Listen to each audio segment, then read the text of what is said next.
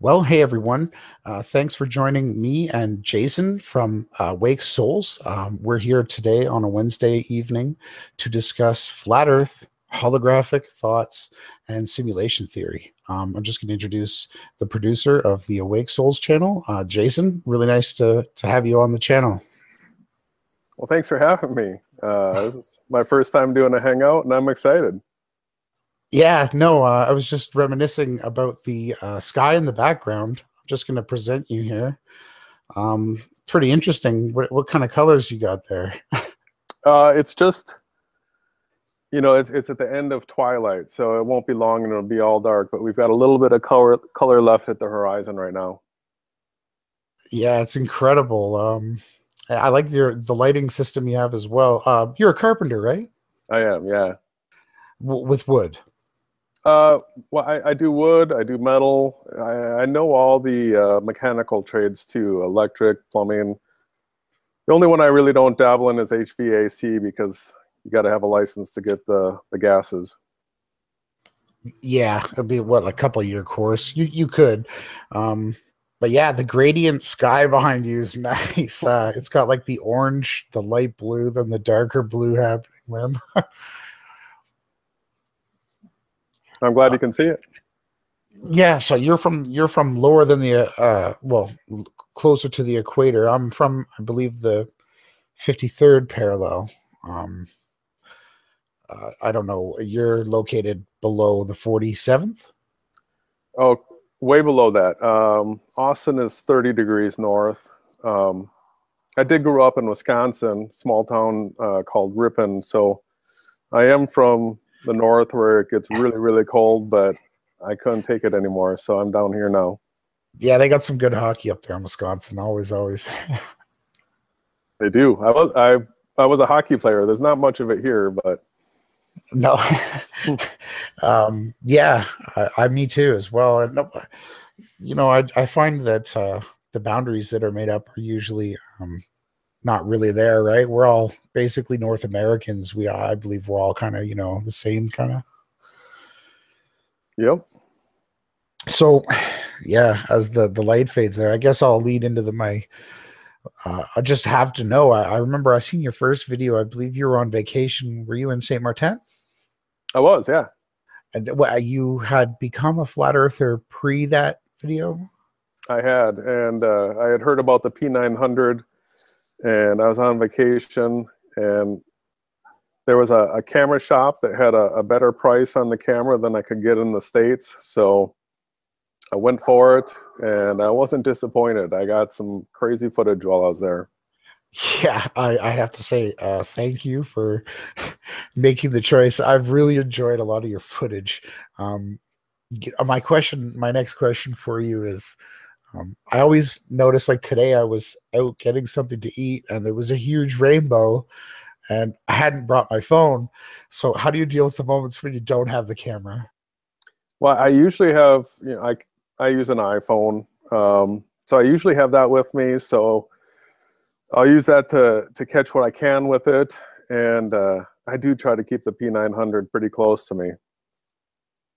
Yeah, I could totally agree with that. I think my next investment, instead of the P900, I'm going to get the Phantom Advanced. I want to get the one that goes 5 miles, and my plan is to launch it from CN Tower and see, because I believe that's 1,100 feet to start. I think I'd be able to get it to go pretty high. Oh, that'd be awesome.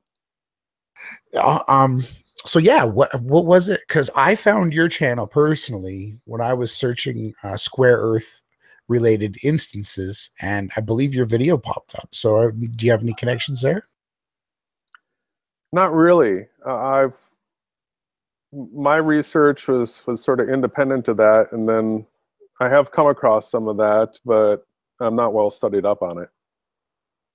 Well, yeah, basically, um, as we go throughout the podcast, the impromptu here, I'll explain to you what I believe. Many people can confuse a thin layer of ice to, let's say, an entire room. We're trying to basically render an image um, backwards. So I'm jumping ahead here. So yeah, yeah. What was it that when you finally was it the river video? What was it that finally pushed you to the edge where you were like, I believe that it's flat? Well, I had been a conspiracy guy for a while. A little bit after 9/11, I started, I discovered 9/11, and it started to wake me up. And then I started stumbling across, all the other major false flag hoax events. Yeah. And, yeah. Sorry. Go ahead. and so I've been following, conspiracy forums, and that's where I feel like I'm going to find the truth. I don't feel like I'm going to find it in any sort of mainstream thing. And I know that there's a lot to sift through and to weed through in the conspiracy forums, but I started seeing flat Earth topic popping up, and at first I thought this was just ridiculous. I didn't click on it. I didn't look into it, and then maybe months have passed where I saw it over and over, and finally I thought to myself, well, hey, what do I have to lose? Let's see what this is about.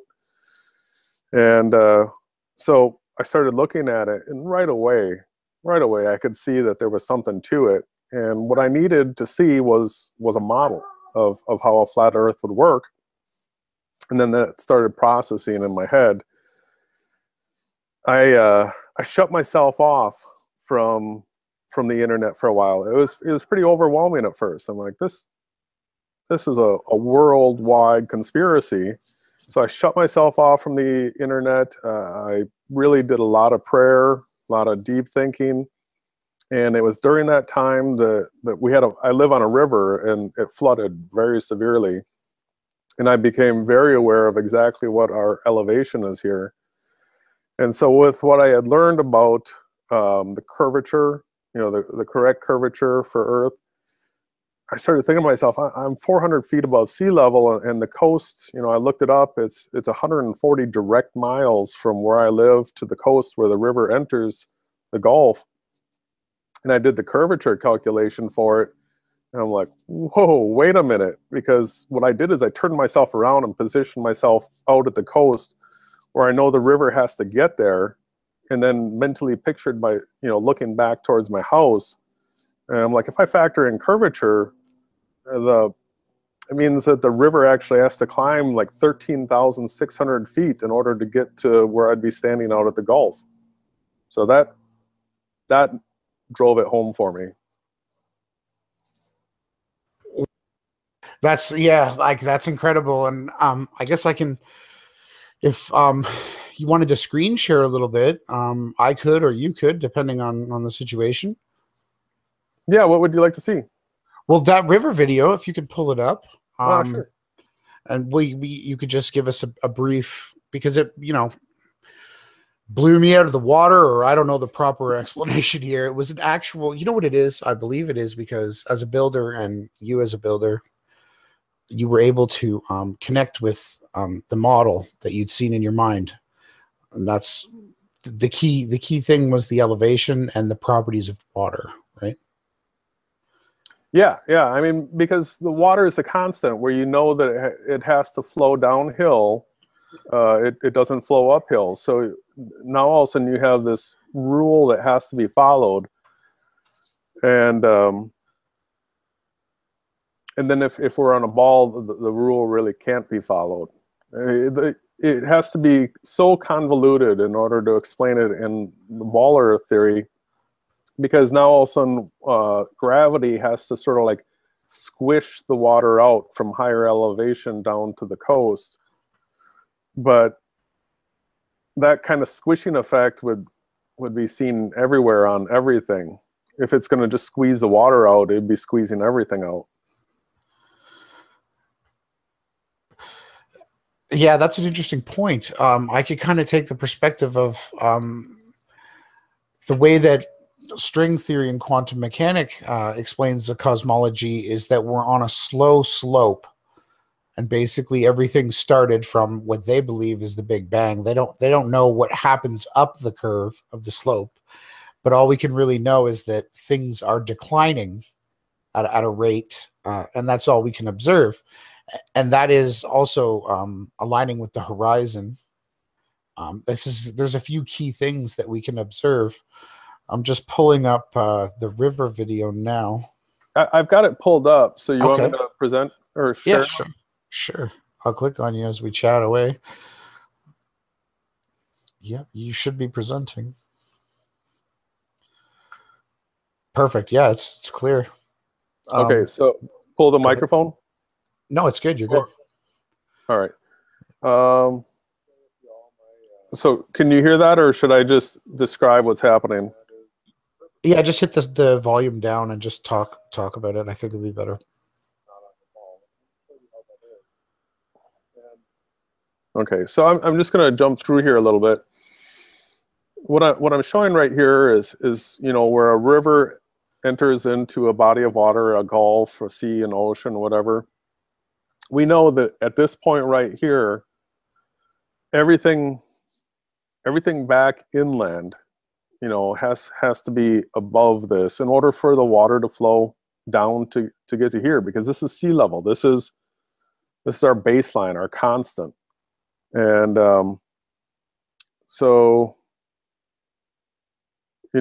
I explained the curvature calculation. A lot of people don't understand how severe 8 inches per mile squared is.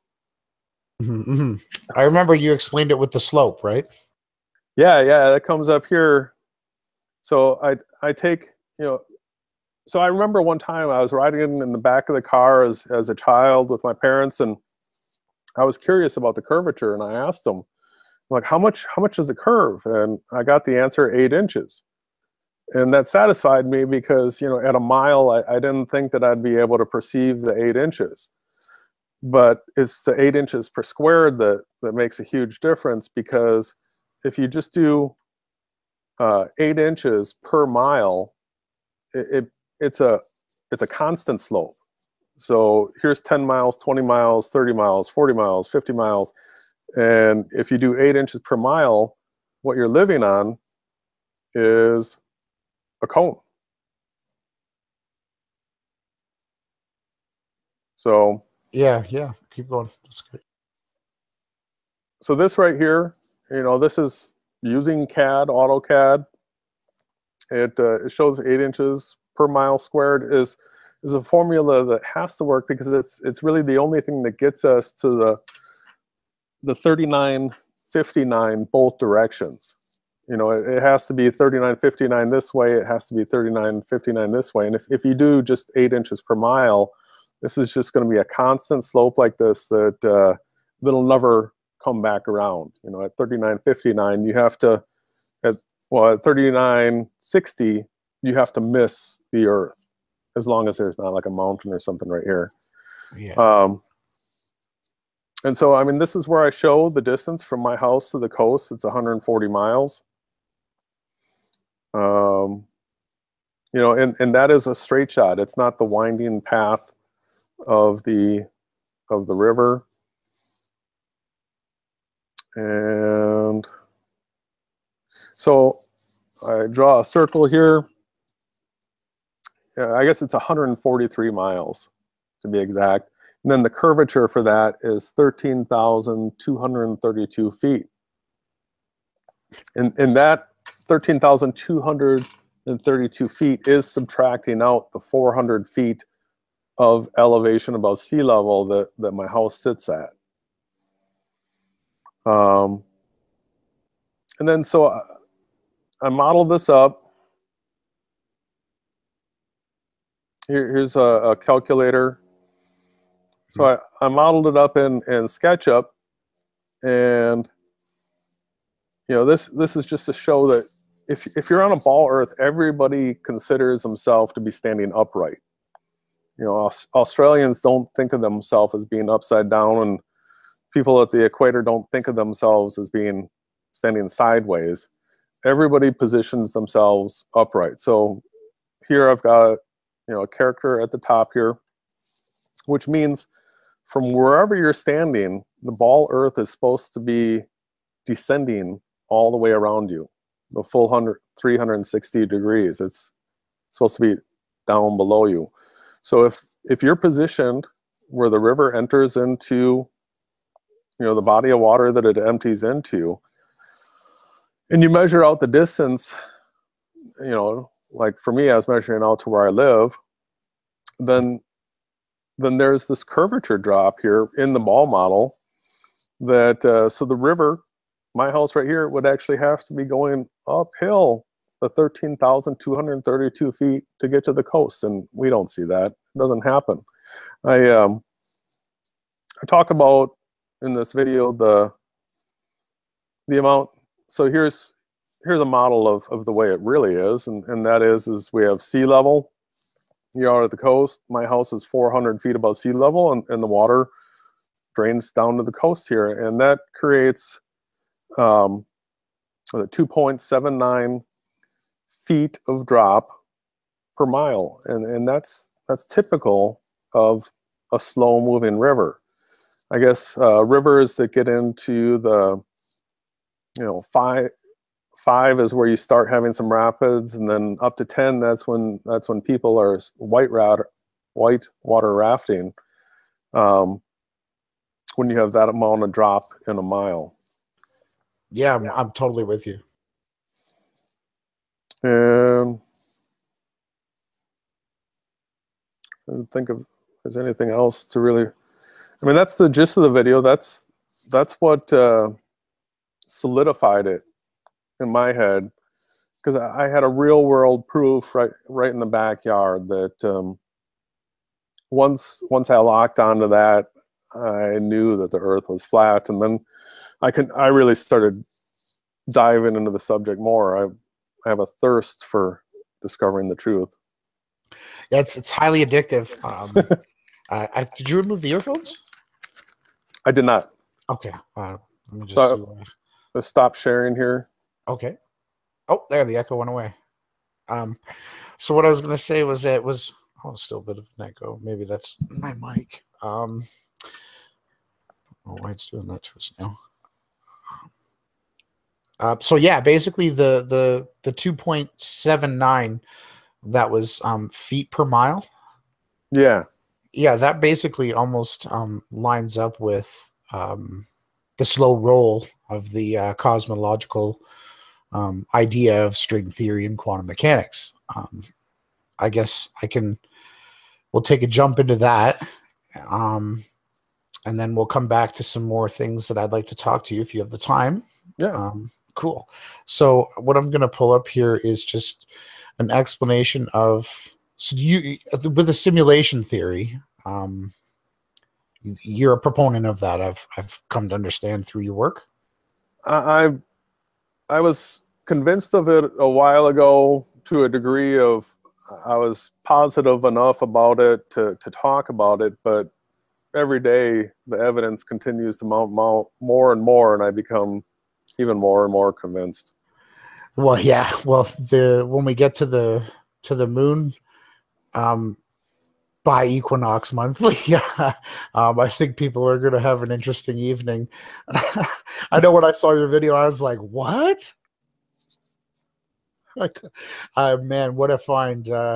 It's what is it? 90 degrees west and 270 degrees, or 90 degrees east, 270 degrees west.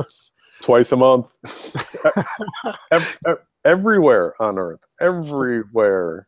For eternity? Yes. Just to add that in there for all the pundits. So yeah, here we go. I'm going to screen share this with everyone. Let's see this. So this is basically one of the videos that I was presenting. Can you see it? I can. Okay, yeah. I clipped some parts of it because, like Leonard Susskind, the gentleman talking, says he's the bad boy. I guess I've kind of occulted his theory and kind of thrown it on top of a flat plane. So basically what we're seeing here now is Leonard's drawing of how a holographic projection would work. So you can see the only way that they could come up with this three-dimensional layered image on the center shining light through was to have the image plastered on this thin 2D layer of plastic. You can see that, right? Mm-hmm. So what's interesting about it to me is the fact that the more scrambled the thin layer was, the better the image was able to come out, which completely contradicted what I would thought. And furthermore, when they get through the most of the show, they get on to the more that we observe reality and measure it, they're trying to state that it's going to be harder to detect. Do you have any thoughts for that? I don't know that it's harder. Well, I feel like we're, it's sort of like when you pull up a sticker. I feel like we've got a corner peeled up enough now that we're going to really be able to get a hold on it and rip the sticker off easy. Yeah, I think I get what you're saying. It just took that initial edge to turn up, right? Yeah. And it so happens to be parallel, flat, and 100% true. So what Leonard's discussing here, this looks like an X's and O game, is actually a demonstration of pixels or bytes or units or ones and O's or dashes and dots, however it is that you compute it. You can clearly see that it's a two-dimensional sheet, right? Yeah. So basically what he says is the way that it works is you shine the light through that two-dimensional space, and when you multiply it with levels of different bits and dots, basically a three-dimensional image will form in the center. And I just, I don't know if you've studied any of this or have heard of any of these issues. Well, I've studied math quite a bit, and it's a topic that I plan on circling back to. I had a bunch of math videos up that I pulled down because of the current topics that I'm dealing with. I just didn't want to have too many fronts open. Any good strategist doesn't want to have too many fronts open. So I'm going to be coming back around to it. But one of the things that I figured out about the binary bits, as far as the ones and zeros. Yep. 0 represents nothing. So it's the off state, and the 1 is the on state. So really, I feel like we're doing the most inefficient thing we can possibly do with computers, with using this, the binary bits, because it's no different than Morse code. It's on and off, and we have the use of symbols that we can use that can represent so much more. So I have a feeling that our computers, the ones that we're using, are actually been leveraged to the lowest possible way we can use them, and that there's powers out there that are leveraging the power of the processor in much higher ways. Well, yeah, I could instantly jump in there with my thoughts on communications. I talk to people all worldwide during this flat Earth research, and the communication delay sometimes is so insignificant. We're talking almost 10 to the minus of numbers. We can count 1, 2, 3, 4, 5 like in a row.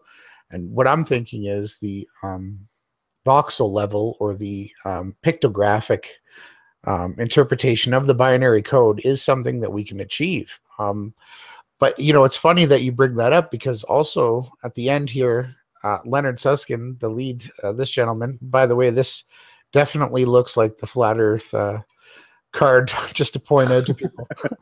He mentions that sometimes simpler and not overloading your information is the best way to be. So yeah, not trying to so I'd also like to take a look at some of your newer videos. If you'd like to pull up another video. Okay. I'm just trying to think of which one. They're all pretty good. Some are better than others. The bi-monthly moon one I was real excited about, because it was a new breakthrough for me.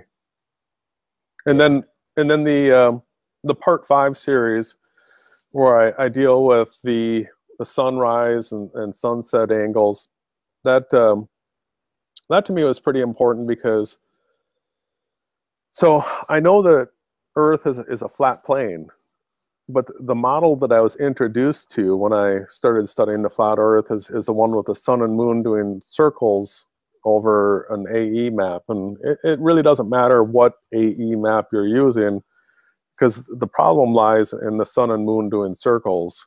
And so when I came across that, that was a little bit before the equinox.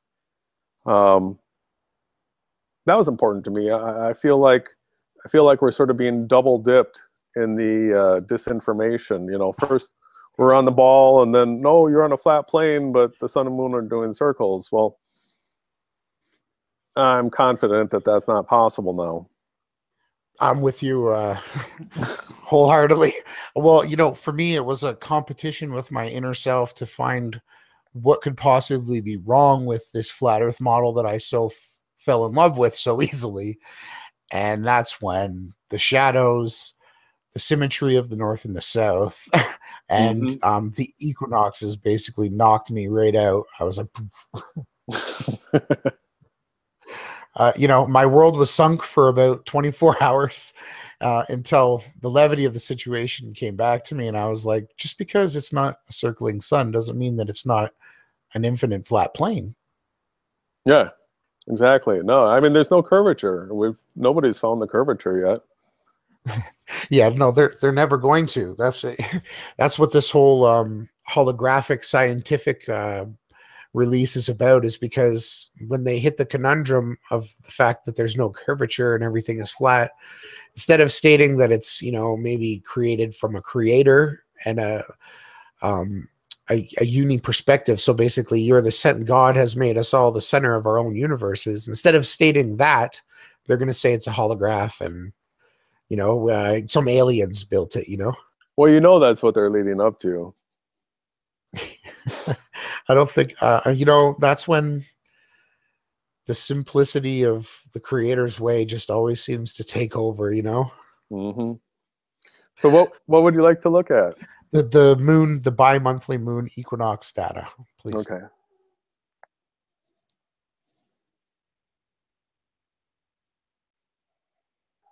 All right, so here to screen share. Yeah, and as you're bringing it up, I just wanted to ask you, so your P900 has a pretty good zoom, right? It's an 83x optical zoom, which is 2,000 millimeter equivalent. It's technology is just, you know, they came out with the fisheye on the GoPros to try and slow us down, but you know, for us to believe the moon is 300,000 miles away, when you can zoom in on it and almost see, you know, the surface of it. Well, yeah, you can see into the craters with a P900. It blew me away. I'm like, how is this possible? And then I decided to test it out, and so I mapped out the distance to the tallest building in Austin from a location that was going to be good to video it from. It was like 9 1/3 miles, and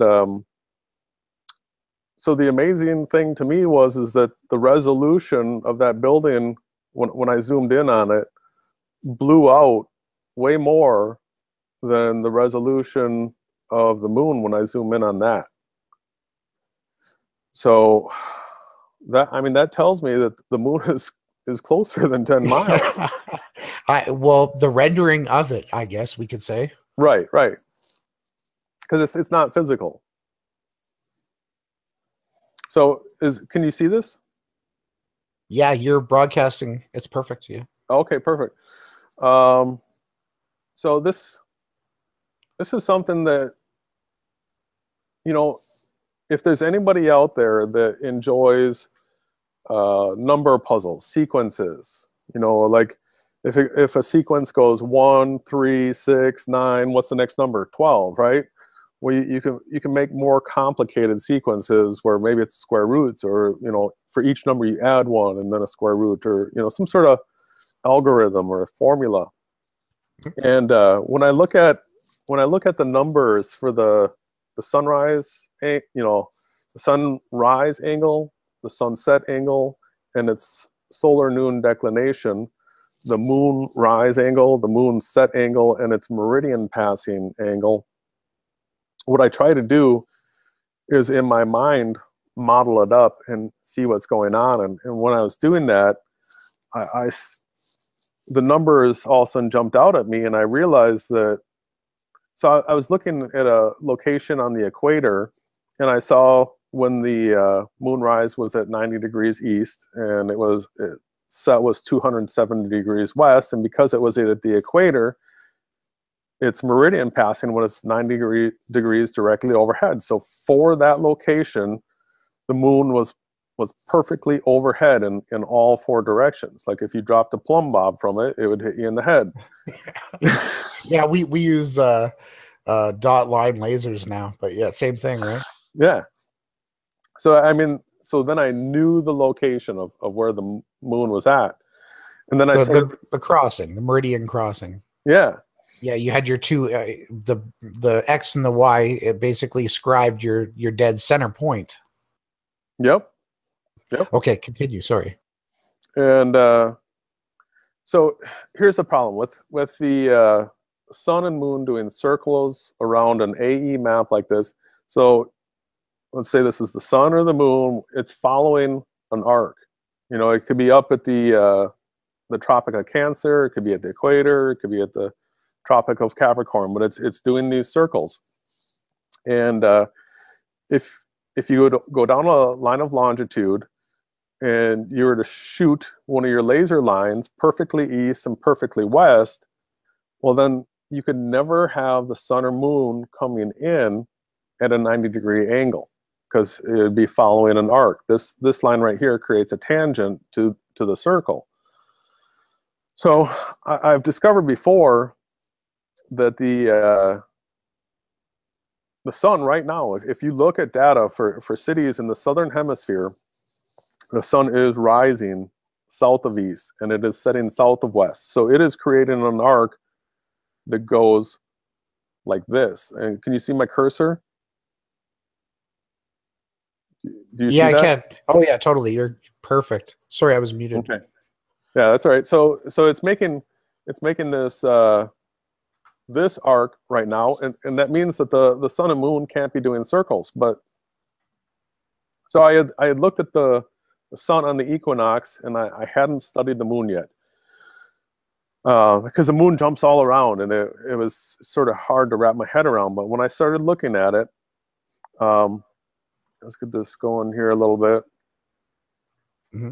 So in the video, what I do is I pick my locations that I'm going to be studying, and I went with I think it's Ushuaia in Argentina, So Gabriel, the equator, and Schaeferville, Quebec. And so they all line up very close to the 68-degree longitude. So they're all in a line. And then there's land for each one of them, and there's cities close to there. So we have data as far as the sunrise and sunset. Now this is a little bit interesting. I've got the cities on the time zone map at timeanddate.com, and I didn't go into it in this video here, but if you look at these time zones, it's pretty odd as far as the way they're laid out. I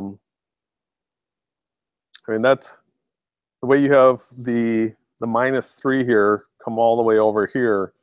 There's something wrong with that. If you want to go full screen, or I can add a point there. Okay. Is that better? Yeah, that's a little bit more in focus. Okay. And so what I'm doing here is I'm looking at, this is timeanddate.com, and I'm looking at, this is December 8th. And so it's really, this city is really close to the equator. It's almost got, you know, a 90-degree meridian passing. Oh, sorry to cut you off. So if I was standing in this city and I took a protractor and lined it up, we're looking at the moon's angle and set, rise and set. Is that right?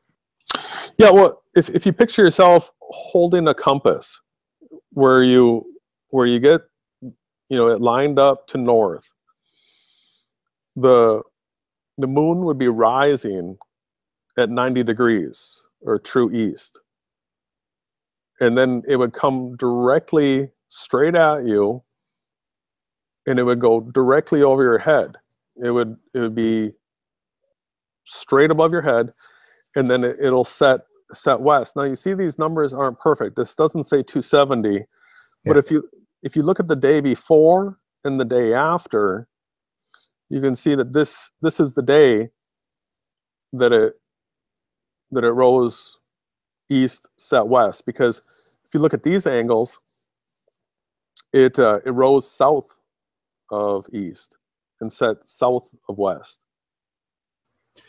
Well, I'm going to add that there's 6, basically from the 7th of December, all the way down till when it would be, I guess, the 7th of December again. You could space in between the tropics, starting from the northern projection to the southern, and you would have basically like how a fishing rod line would reel. This is the sun tracking its motions in the arc across the sky. It does this wheel back and forth, giving us the precession, the seasons, and everything. And basically what they did was they tilted the earth and then spun the earth instead of the sun going like the fishing line reel. I just wanted to interject that. Continue on with the sun calc here. Yeah, so this is mooncalc.org. And this just shows how the moon's rising 90 degrees east. It's coming right overhead, and it's going to set over here. Then I show it's got an image there of the moon as well, the visual face. Yeah, great program, by the way. It's I'm starting to use it more and more. I like the way timeanddate.com has the numbers like graphed out so I can look through them quickly. So what I do is I look for the pattern there, and then I take it to mooncalc.org and then look at it the days that I want to look at. I watch it here because it's got this great thing. So I just show the day before and the day after. One day it's going across north, the next day it's going across south. So the 8th of December coming up, it'll go directly overhead. And then what we get into is I go through this list of cities by latitude. So I've got one for 80 degrees, 70 degrees, all the way through. And I look at the 8th, December 8th, at all these different cities. And guess what? It's the day that it's going to rise 90 degrees east and set 270 degrees west everywhere on Earth at every latitude for all time. It's just I don't. It's what a breakthrough that is on. When you spotted this, what was it like? Well, I couldn't believe it. I just kept going from location to location to location. Everywhere it's rising 90 degrees east, setting 270 degrees west. How's that possible? Now this is interesting. This Eureka, Canada. Yeah, it's beautiful up there. I'd love to go there, but I don't know if I can. Well, they've got this down all day, up all day, and then these really wacky angles. So it seems like the moon sort of goes kaflooey up there once you get to the winter solstice.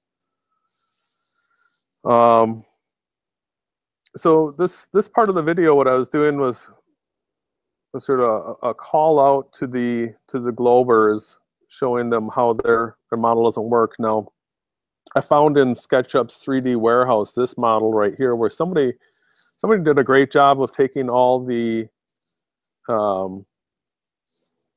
the globe model, and they modeled it up very accurately. So this is I could only interject though that the southern projections don't really depict the accurate globular theorists' predictions. But sorry to interrupt you. Yeah, well, I mean, it has the 5.145 degree tilt to the plane of the ecliptic for the moon travel. So this platter of the moon right here is tipped. It's got the Earth at its 23.5 degree tilt, and then the model was built for a winter solstice, which is nice because it's got the southern pole towards the sun right here. It's beautiful. It's simple, right? It's not too confusing. And so what I did here is I just put in a plane at the ecliptic so that you could see where it cuts off the Earth here. So you sliced it. Sliced it. And, you know, here's your equator, and at the winter solstice, this will be lined up at the Tropic of Capricorn. Now, if you look at this globe right here, and you say that the moon's going to rise 90 degrees east and set 270 degrees west everywhere on it, you know, I hear a siren. Can you explain to me how that's possible? It's the sun has to be a light year away, or one astronomical distance. So I could sort of hear in my head already that so in the video so far I had just shown one point on the equator that the moon was directly overhead, so I could just see them imagining that the moon, you know, was just so happened to be lined up with that one city. So then what I go on to do is show that at 68 degrees, so I jump just past it. So at 68 degrees, when you spin the globe around, here, I'll just let this play. So when you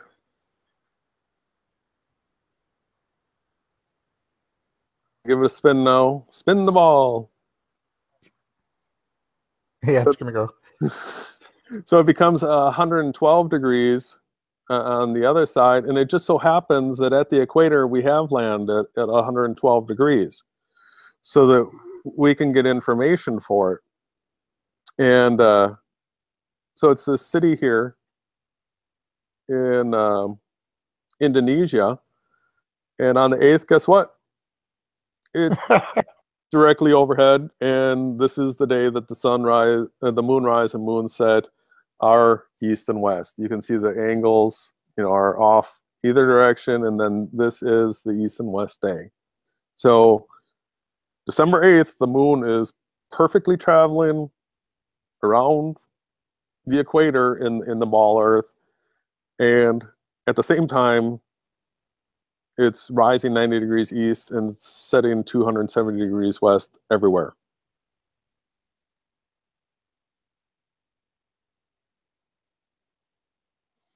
So, everywhere. Yeah, I just got to let that sink in a little bit.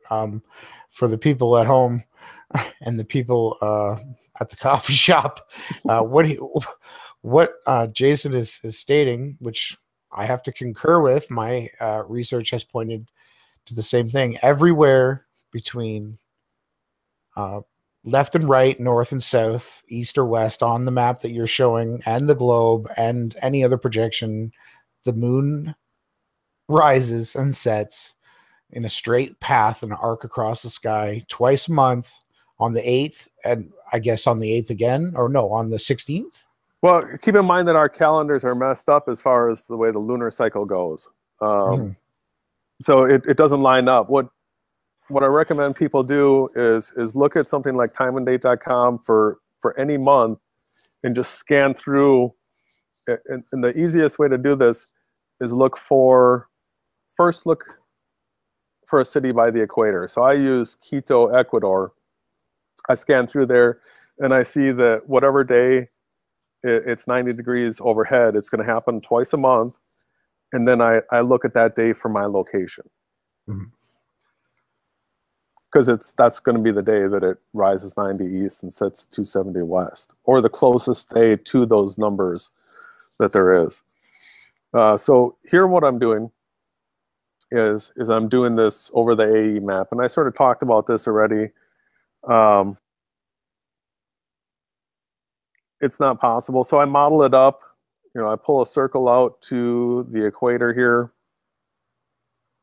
I draw a line, this being representing 68 degrees west longitude,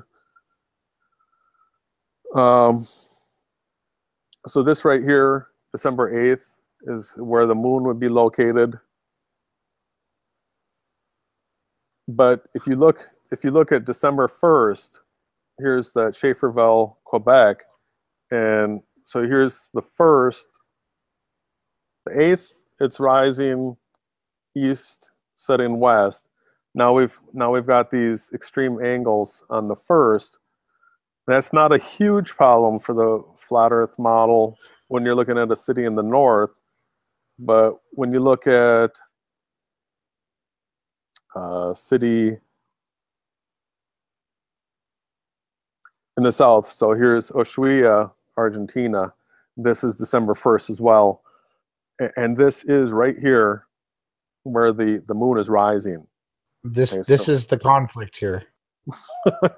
so the moon's rising from this angle right here, from the south. From way south of east, and it's going to do this arc where, so the meridian passing is going to be north of them, and then it's going to come back around, and it's going to set south of west, considerably south of west. Mm-hmm. And when you look at that on a pizza pie map, so here's the moonrise angle, here's the moon set angle, but yet we know that the moon's sun and moon have got to be traveling between here. That's a huge problem. And then I do sort of a fun thing. I did a little bit of a study. I was curious what latitudes the moon was traveling between. You know, how far north do you have a meridian passing of 90 degrees directly overhead? And I did it manually, where I was just looking city by city, just working my way farther north, and I would see, yeah, this city has a meridian passing. And then eventually I got to the point where I made the jump from, I think it was San Juan, Puerto Rico, I had looked at, and they had a meridian passing directly overhead. Then I looked at Mexico City, and it came just short. So I knew that the meridian passing was not going as far north as Mexico City. So then I just take a look at whatever latitude, longitude that is, I guess latitude. And then I look at its equivalent to the south, and I could see that, yeah, this was the band that it was working between. Now, I was doing a little research here, and I came across what the globe model calls a lunar standstill. And then, because of having looked at Mexico City, I believe it's a little bit, I think it's about 19 degrees north. I think that's what I remember, somewhere in there. And so here it says 18 degrees 20, and well, that number clicked. So I researched it a little farther, and so here this Earth Sky article was talking about it, and it talks about how in 2016 the moon travel was between 18.5 south to 18.5 north, and how this is an 18.6 lunar cycle as far as how far north the spread goes. Mm-hmm. And so I followed this link right here, the monthly lunar standstills, and it took me to this chart right here. And so you can look at this chart, and so we're in 2016, the December 1st, it's traveling between 18.908 north and 18.908 south. And then, so it's going to continue to widen its spread until the year 2026. And then March 11th, if you're at 28 degrees north or south, 20.416, you'll actually have the moon meridian passing 90 degrees directly overhead. Wow. Yeah, and I believe that's still south of me. Yeah, it's actually south of me still. I'm at 30 degrees. So I guess then I can deduce that the more that we reach this, what you said, 2026? Mm-hmm. So the closer we get, I think we're going to see more large supermoons and more phantom Morgana, Morgella, mirages. Yeah, well, I'll look at it closer, but what it's going to do is it's going to affect all those angles as far as the way the angle of the rise, the angle of the set's going to be concerned. So I'm just doing this quickly in my head right now. I guess what it'll do is, let's say so Corpus Christi, Texas is a city that I think would have the meridian passing directly overhead. What that'll do is, for a very far south city like Ushuaia, Argentina, their meridian passing angle will become Closer to the horizon? Closer to the horizon, yeah. So and vice versa, kind of? And vice versa, yeah. When it's at its 28-degree equivalent in the quote-unquote southern hemisphere, then for you, you're going to see the moon, the meridian, passing closer to the horizon. And the understanding of the energy fluxes and the relationship between the moon and the sun and everything does have an effect on us, I think. Yeah, well, I look at it, and what it is it's a very complicated algorithm. But once you have the algorithm, then you can predict where it's going to be. I mean, the way I see it, the powers that be, or should not be, they know the algorithm, and that's the reason why they can predict things. They can predict eclipses. They can predict where the moon's going to be located, because they've got the algorithm, and they just won't share it. Well, I just wanted to add, I'm not going to turn this show into a Christian thing or anything like that, but I guess you could say I'm a bit of a zealot, but I'm not a zealot just for the 66 book canon. And the book of the Course of the Heavenly Luminaries by Enoch is a book that's left out of the King James canon, and it gives, I believe, an 888-day cycle of the moon. And then it expands on that to an 8-year cycle. And I think what you're actually reading to me right now, with the path being wider and narrower, is this cycle. And I think once we've recorded it through one entire cycle, all we do is just compare the date of what it's doing, and we can instantly predict what it's going to do for the next cycle. Is that? Yeah, all we have to do is pay attention and document and get the data, and we can build the model, and we'll be able to do it ourselves. Yeah. So that's the other thing that I wanted to bring up as well. I'm also going to pull up an image right now to show you, just to refresh kind of the topics you just made really abundantly clear, man. So I remember this is the one that I tried to show everybody. I was met with a lot of skepticism and anger. And okay, can you see the screen? Not right now. Okay, it should be loading. Sorry about this. Stop. I'll redo it. I saw it for a second. Okay, let's see. Maybe now. There we go. Okay. So you see the common United Nations map. Yeah. And what this is depicting, it's not quite as far down as Ushuaia, but it's still pretty close. This might be somewhere in Brazil. But it's showing the exact demonstration that you just showed, with the moon or the sun rising south of east. Yep. And setting south of west. So the arc or the path to go in a circular motion around or under anything would be the opposite direction that this model demands.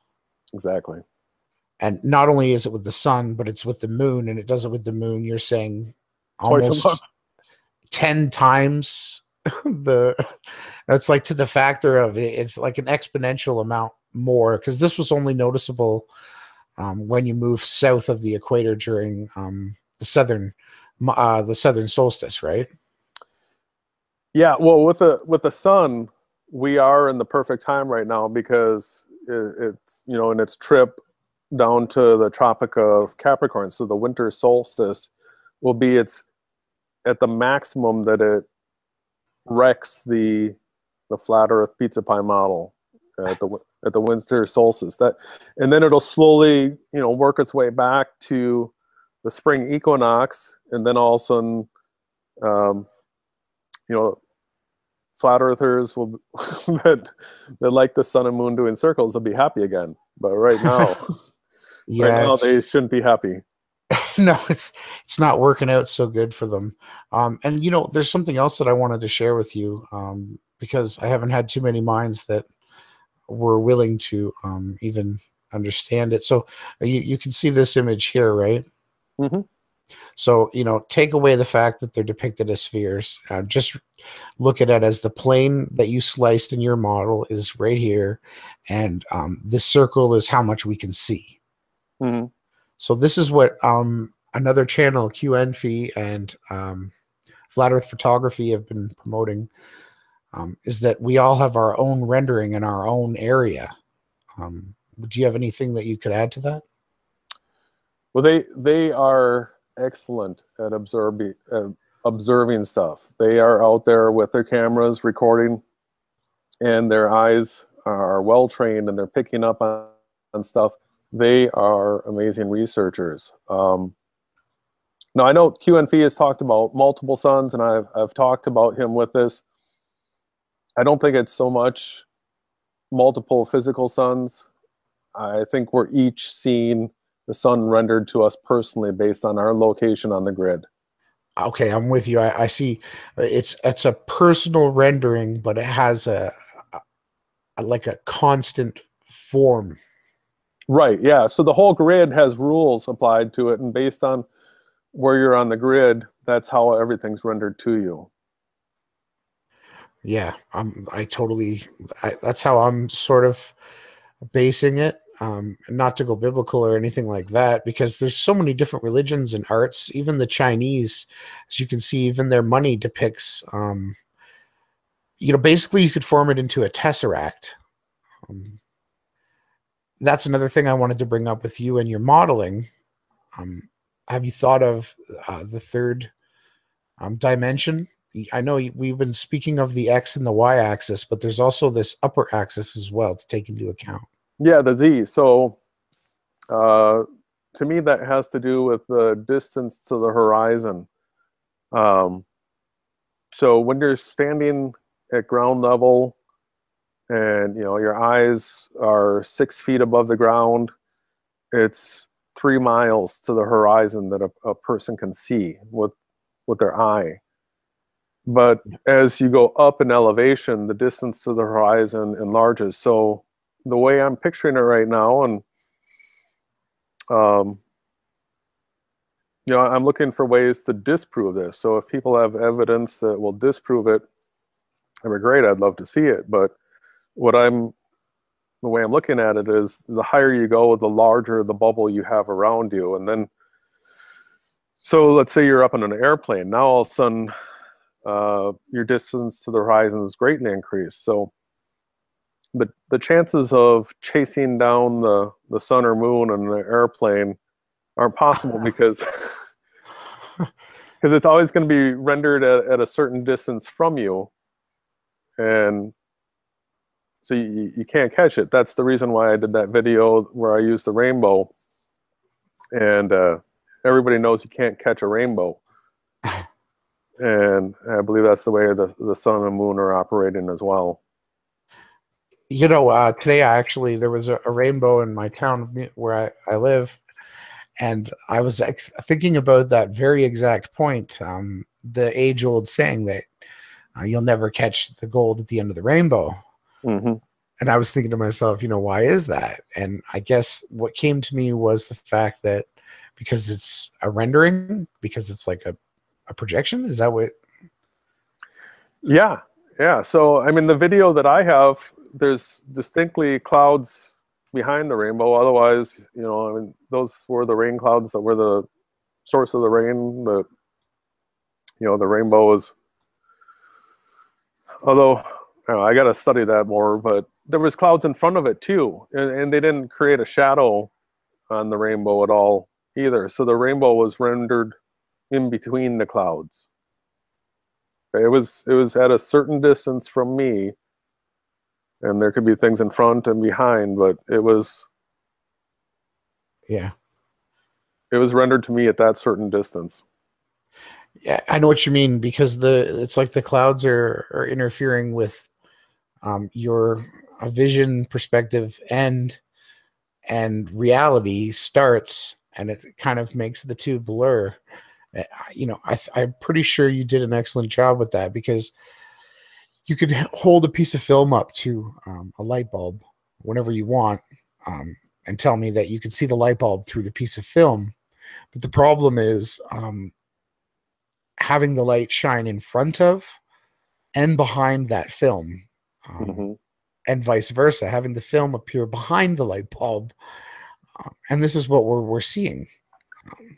Yeah, that's sort of, so one of the big things that made me confident about speaking about this being a simulation had to do with seeing clouds behind the sun and moon when we're filming with, something like the P900.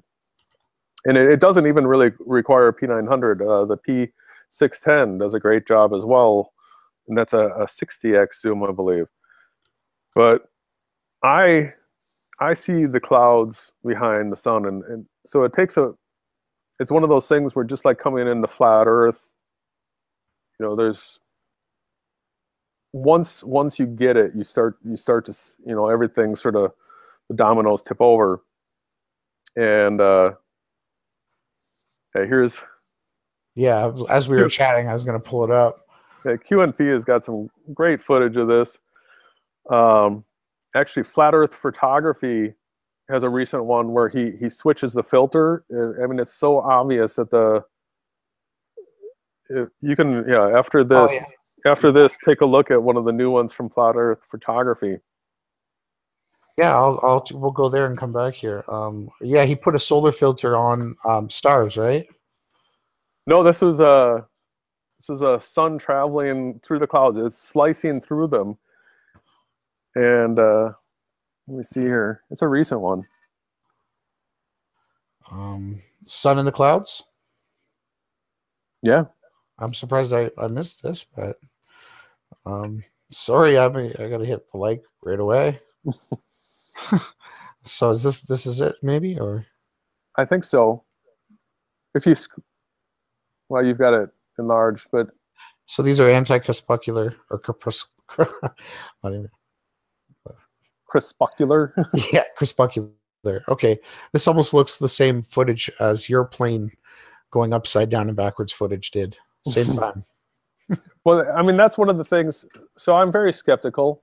And when I first came across QNF's footage and Flat Earth Photography's footage, I didn't know if I could trust it. But then when I went out and recorded it myself, then I knew that what they were showing was real. And so that's the reason why I recommend everybody actually pick up a camera, go out, do this yourself, because it's going to validate all this other footage that you've seen that you haven't quite trusted yet. This isn't the one I'm thinking of. It's beautiful though still, but yeah, I'm going to check for his other one. This one just depicts the fact that the light is bouncing and reflecting off the earth and up. It's not going around and down a ball. Oh, here he zoomed in on the sun. Yeah. So as this, watch the way it's slicing through the clouds here. Yeah. And the clouds are going to help out in a little bit, where you're going to be able to see that the clouds are behind it, and it's actually traveling sideways through this bank of clouds here, just slicing right through them. And the biggest problem people have is they've been taught to believe that this is a nuclear, furnace.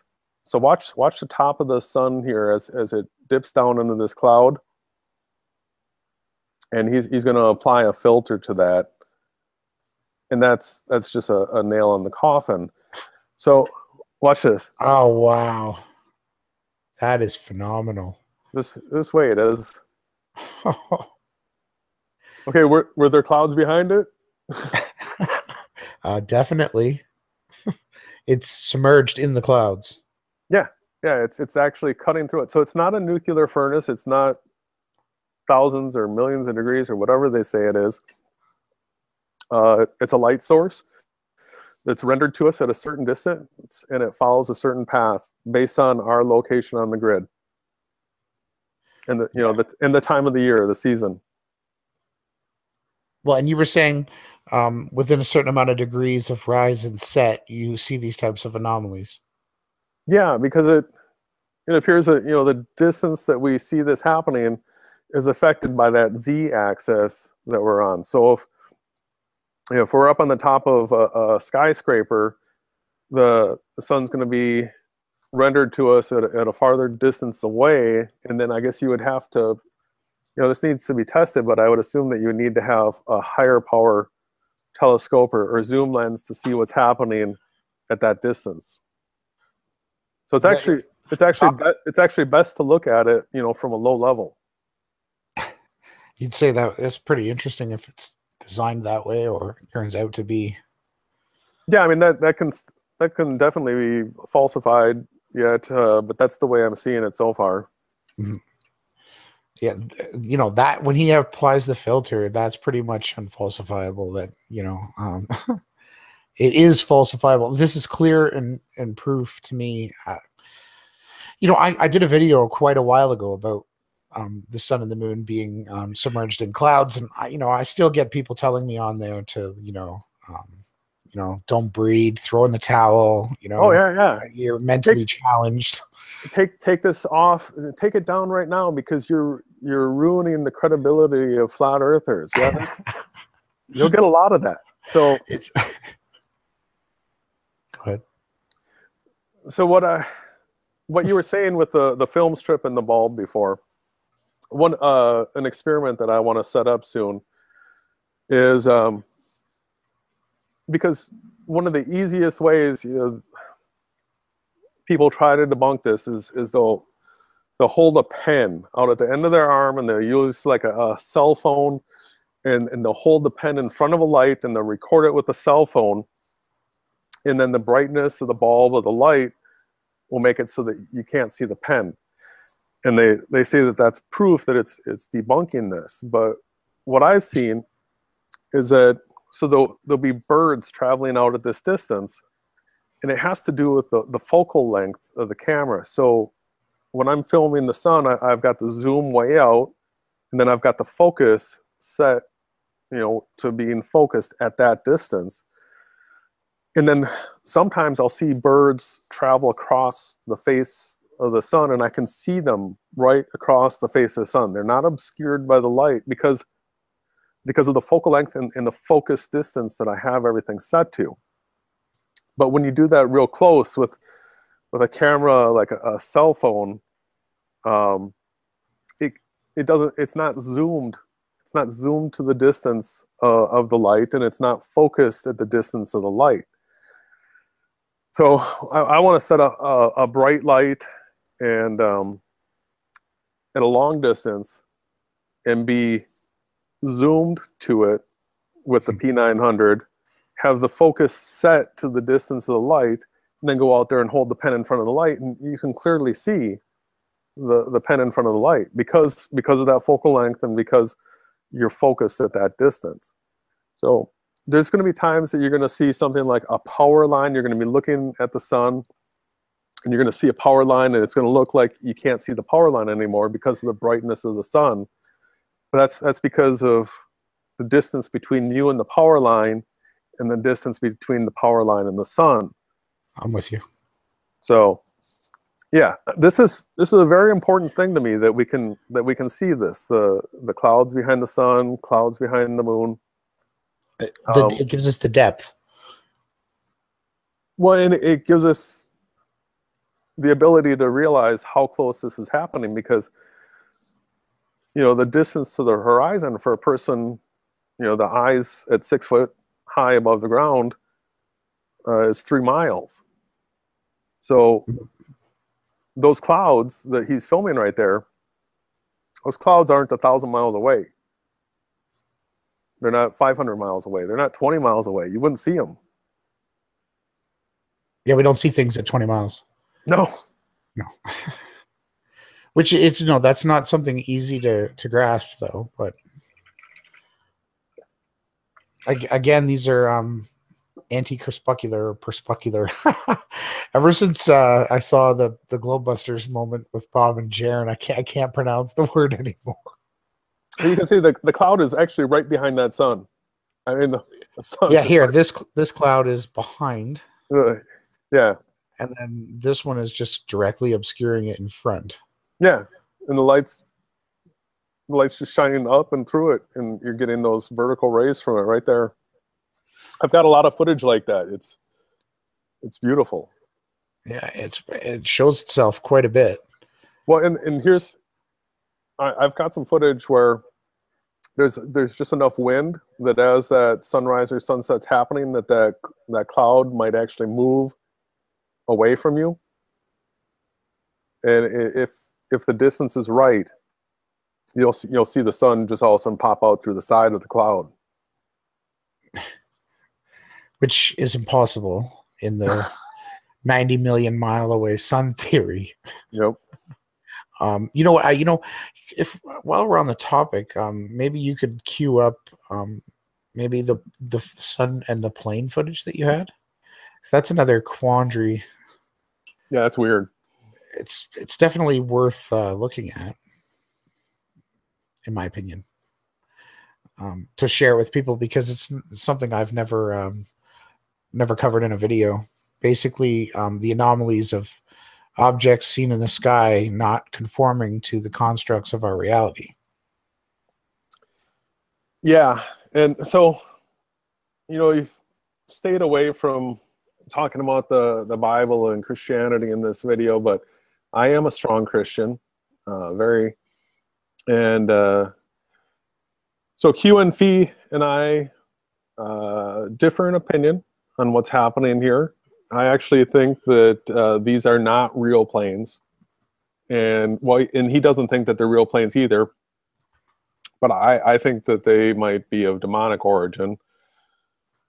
But let me get here where I'm sharing this.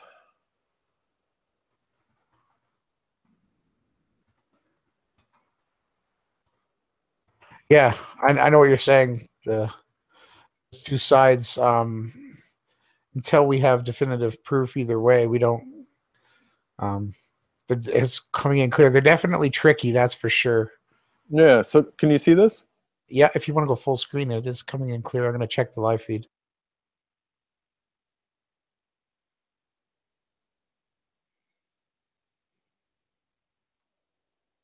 Yeah, we're good. Okay. So this is right near the beginning of the video.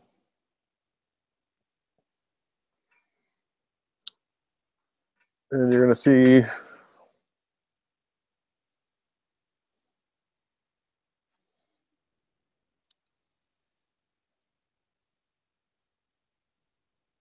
so here's a sunset. This is what we were talking about earlier. This is, getting low to the horizon. You can see the tops of trees now already.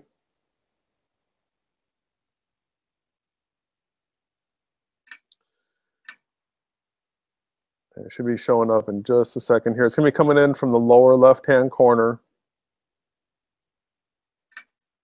Now, I had seen this. Q and Fees recorded this a number of times.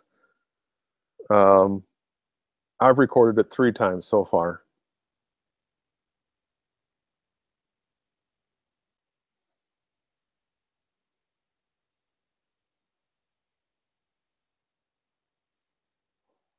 Yeah, I find it fascinating. I just love sitting. You see that bird that just went past? Yep.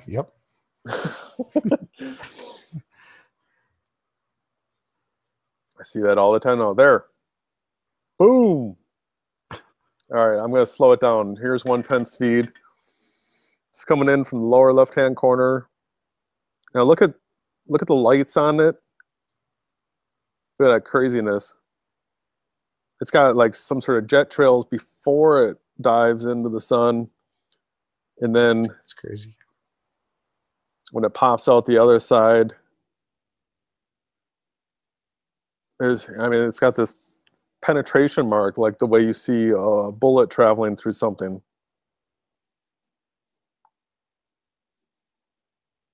Here's real slowed down, and it's crop zoomed here so that I'm getting a real close look on it.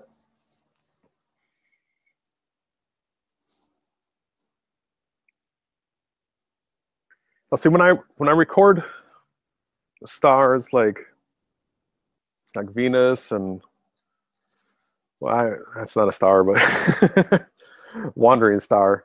I record them with a polarization filter on. And when I use the polarization filter, I can see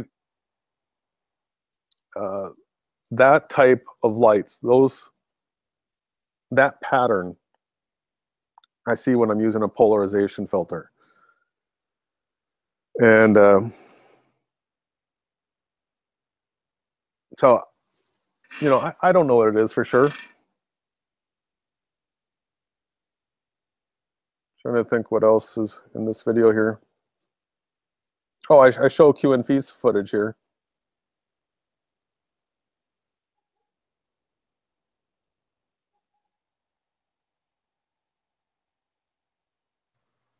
Yeah, it's great. It's incredible. Look there, what bam.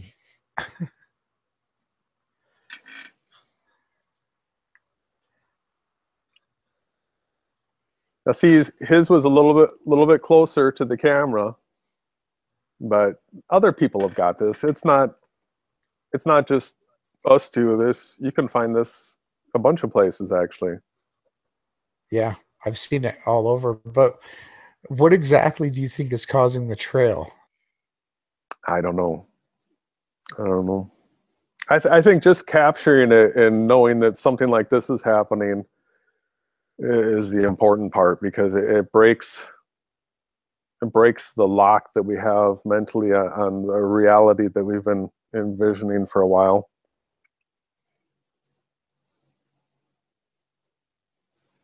It totally flips it upside down. I got a video to show, but keep another one queued up. Okay. From your film. This is one that I think that Q took that he wanted to show, and I want to get your commentary on it live. Let me just 1 second. I'll switch it over. Application window.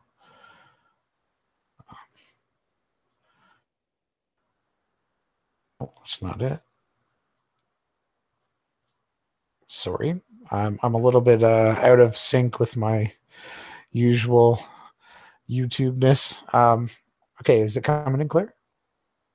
Just a second. I was looking at something queued up. Yeah, I'm seeing it. Okay, so you see that. Okay, I'll hit play. So there are no chemtrails on the flat Earth. So QN believes that, yeah, there's no plane there following those trails. But he doesn't know yet whether they're malevolent or good spirits. They could be back engineering. No, but they're definitely, what we are observing is tricky. We can at least say that. Yeah, we agree on that. So, there's no plane there. What do you think of this shot? Well, and I've got footage like it too, and it's actually the video that I'm working on right now. I'm going to be doing one on chemtrails because of the footage that I have, and I'll be exploring it from the Christian perspective as far as looking at this as being demonic activity. Like a principality of the air? Yes. Is that more of a direct kind of... I could see it going that way. And see, you know, the other stuff about his crazy footage is his perspective and distance to the object is different from the ones that you're capturing, and then what flat earth photography is catching. Okay, so I'll keep this. We'll go back to you if you want to queue up another footage. Interesting that you're working on some similar things. Yeah, I try to pay attention to the comments and the videos that I watch as far as what seems to be the biggest concern or the hot topic or whatever that is. And if I have something that I feel that I can add to that, then I try to steer the production of the videos that I'm doing in that direction. So this is something that I recorded again last night. I'll be putting this footage up, and let me just get this back to the beginning, and then I'll do a screen share.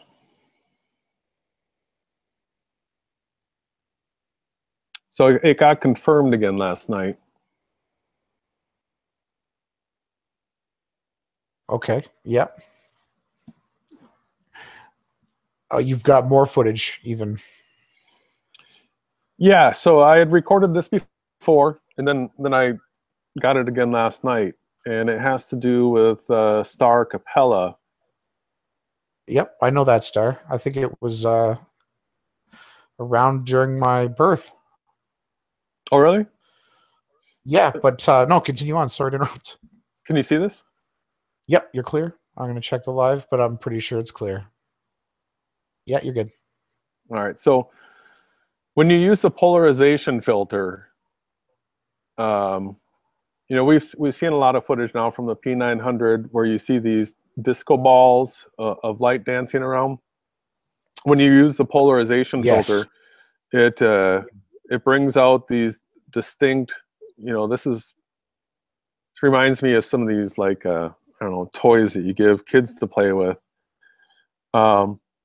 But so the point is looking at it, you know, this isn't a planet, and then Capella's going the wrong way. That's what I recorded again last night. Retrograde? Yeah. So it's what? Yeah, it's north. I'm filming northeast, and here it is. It's ascending and heading east. It's ascending and going east. So I've got the camera sitting on a tripod. I've got my hands off of it, and I do that so that you can see it move through the frame, so you can detect its motion.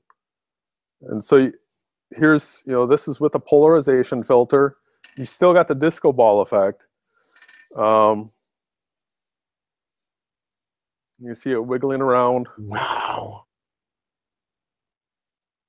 Amazing. But if you watch the direction of its travel, it's rising and going northeast. It's going the opposite direction of the rest of the stars. This has to. This is the next level, man. Wow. And if we're on a spinning ball, you know, how does a star go the wrong direction? Well, it doesn't, and the axis of rotation isn't observed anywhere on Earth. Just for the data heads out there. Yeah. So I mean that, and so I confirmed this again last night. I've got it doing the exact same thing. Ascending, traveling northeast. You know, that's like the clearest, most distinct, filtered. Basically, remember when I started off explaining about if you could rewind that again, and you have that in slow on your speed setting? When I put it together in production, I had slowed it down to get that. So can you hit the gear and even slow it more on the YouTube wheel to the right? I don't know if you've. I don't know about that. There's a little gear. Okay. If you hit it, it'll say speed. Click on normal. Okay. And then go right to the top. Okay. Perfect. And then you could. So, okay. Once again, what type of a filter is it? Just a polarization filter. So, I mean, this is what I typically shoot with during the day when I'm filming sunsets, because it's going to knock down a lot of the glare. You know, when you're shooting the glow, I'll call it. Yeah. And there's still some left, but you know, without it, it would just be, the screen would be a mess. So let me go ahead and hit play here. And this is Venus. This right here is the first part of the video. Capella. Sorry. Yeah, the first part of the video is Mars, and that's doing the normal heading. It was heading west, and it's descending the way it should. Now I'm getting some flicker here. What are you seeing? Yeah, I'm seeing it. It's pretty clear. Okay.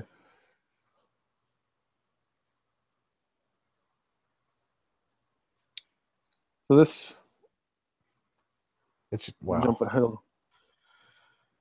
Like that when you start to, that's just such a crazy image of it floating there. Just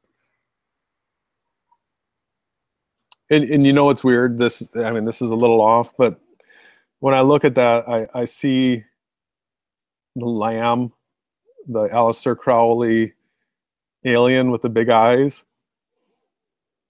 yeah, I guess I could see.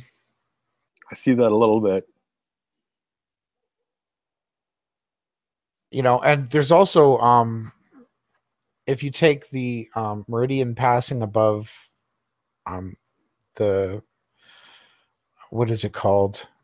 In Phoenix in Arizona, what's the dam, the Grand Canyon? Yeah. Hoover Dam, excuse me, everyone. Sorry about that mind slip. If you take the meridian passing of a certain star, you actually get this cubicle, which is referred to as the Jerusalem in heaven.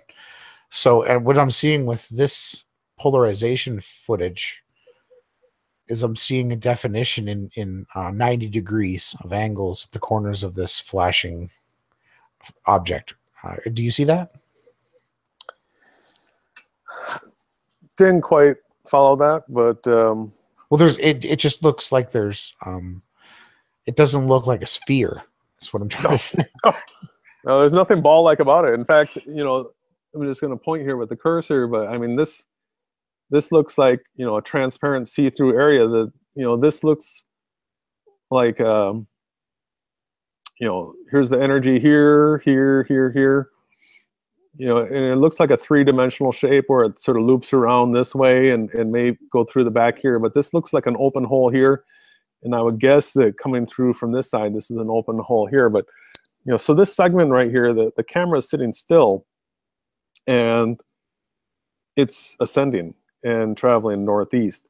And so what I did in the footage last night is I did a 3-camera setup where I recorded with a P900, Capella doing the same thing, ascending, going the wrong direction.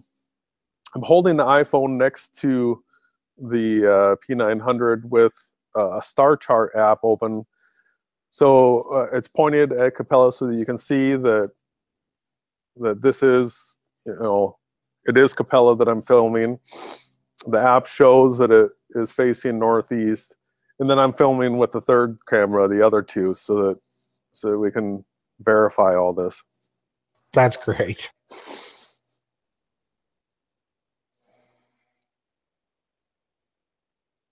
So now that it's set back in frame, and this is the morning? This is evening. This is Evening. so after sunset for me, about 20 minutes after the sun sets, Venus turns on for me like a light bulb. I've been trying to actually catch the turn on moment on film, but it's been tricky. I haven't caught that. I see it with my eyes every time I'm watching. I'm like, I've got the camera set up, I've got it zoomed out to a certain spot. I'm watching intently. I see it pop on and I go, hey, it just turned on. And then I look to the viewfinder of the camera and I see that I didn't get it again. So I recommend everybody try it. I would love to see somebody catch it. It's tricky. It's actually, I'm looking right now and it's up and it is super bright. It needs to be filmed. But then, so after I film Venus get low to the horizon, it'll get dimmer and dimmer for me, and eventually I'll give up on filming it.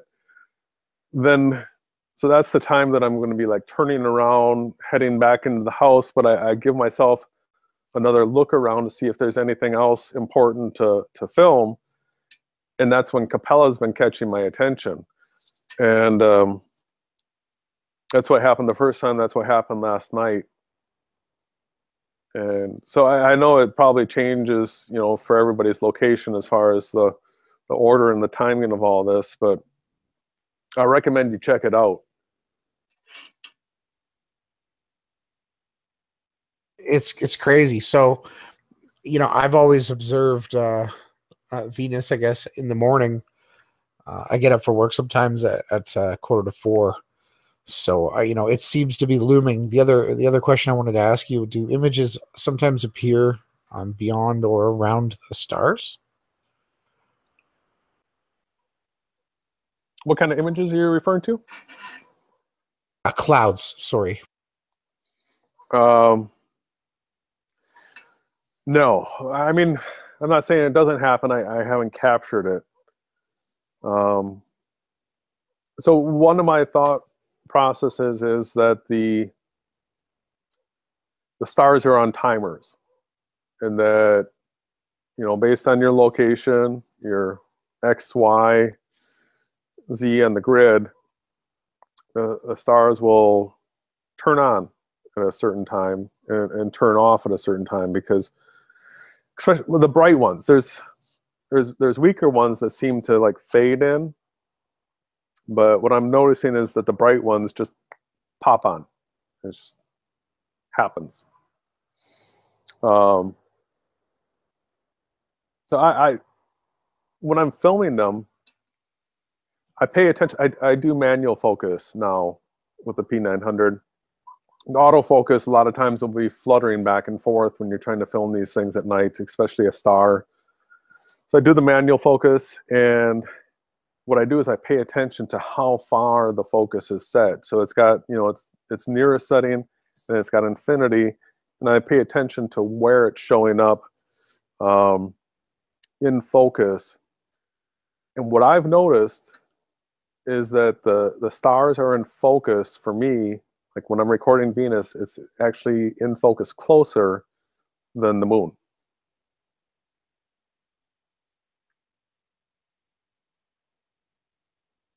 Are you there? Yeah, actually, I was just trying to talk. I was muted again.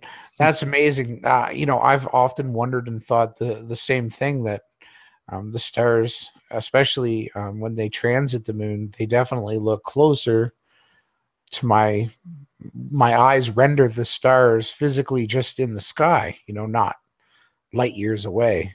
Mm-hmm. I try to keep this. So here's a video that Q and Fee did, and I think this is where he caught the stars popping in and out of star trail footage. Have you seen this?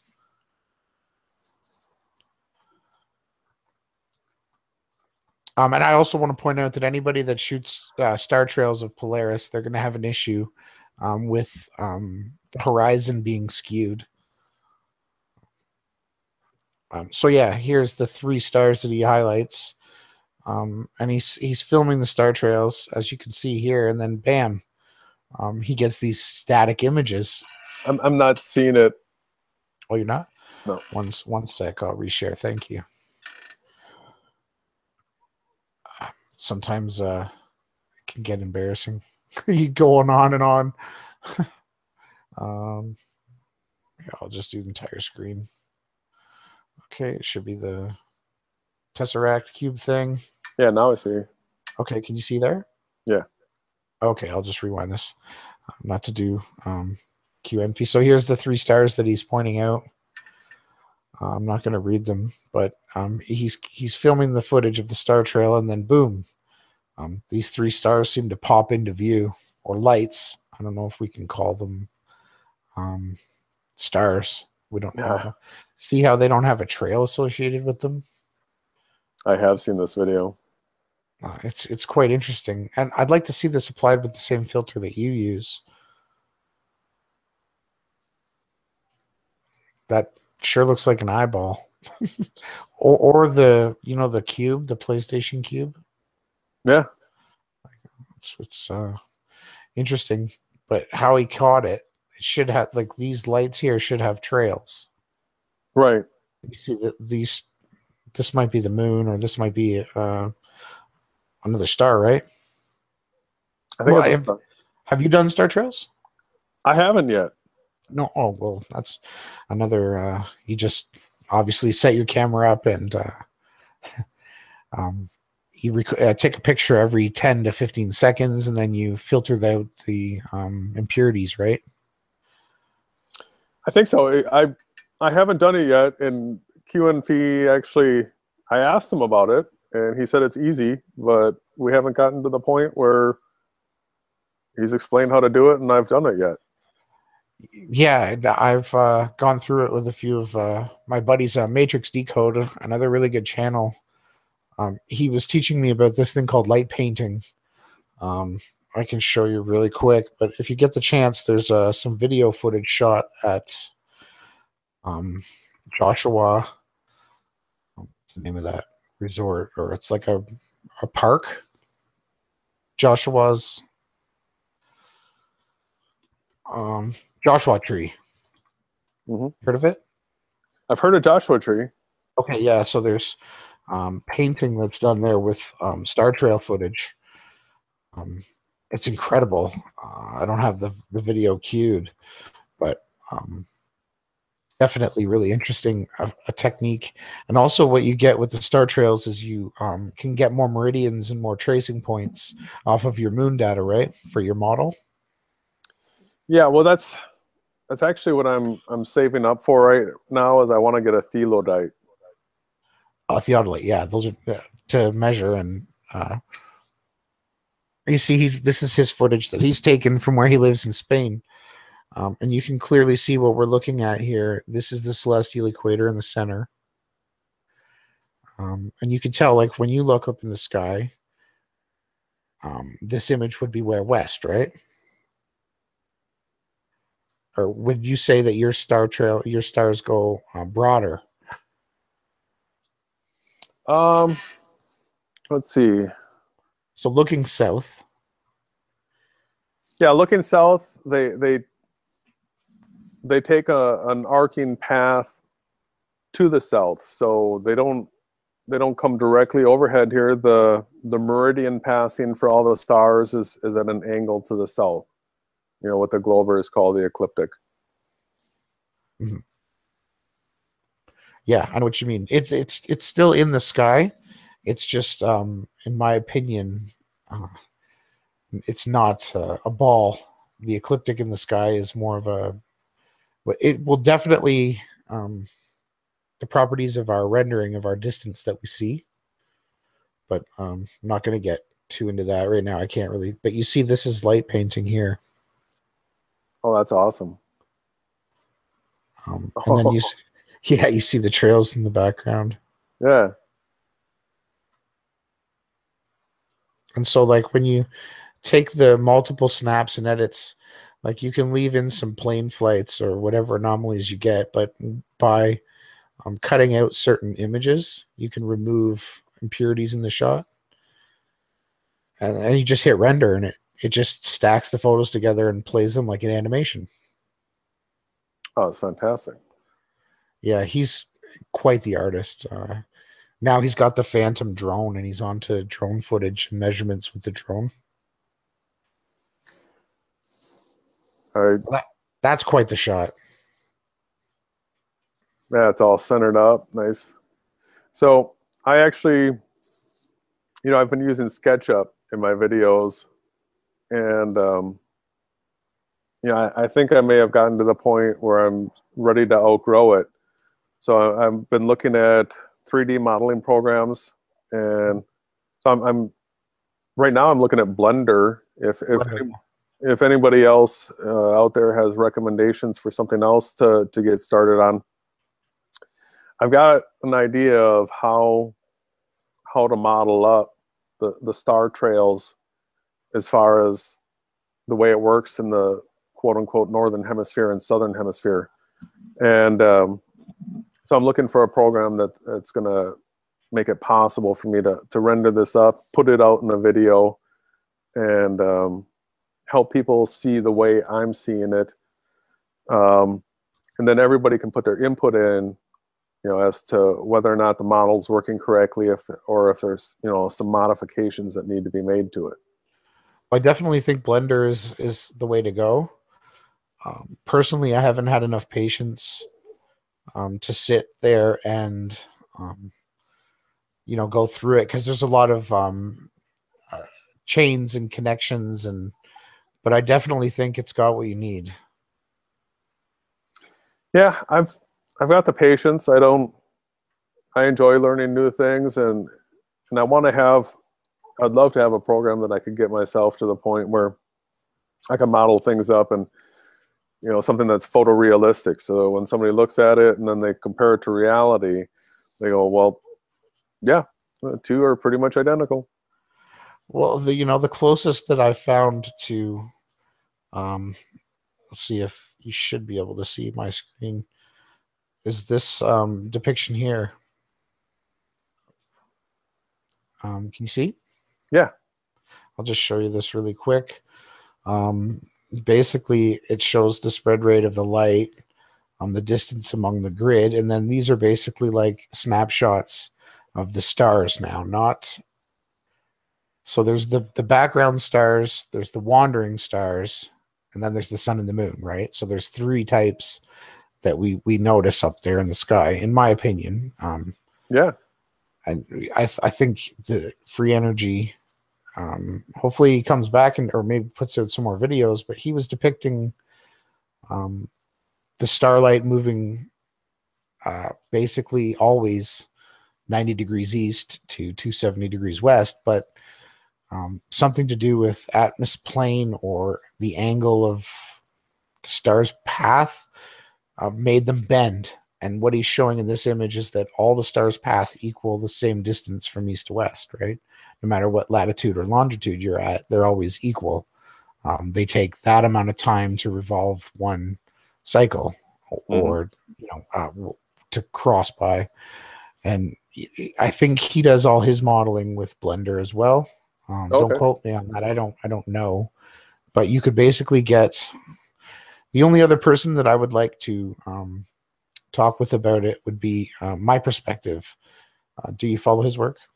I do. Yeah, his videos look beautiful. He definitely has the cleanest.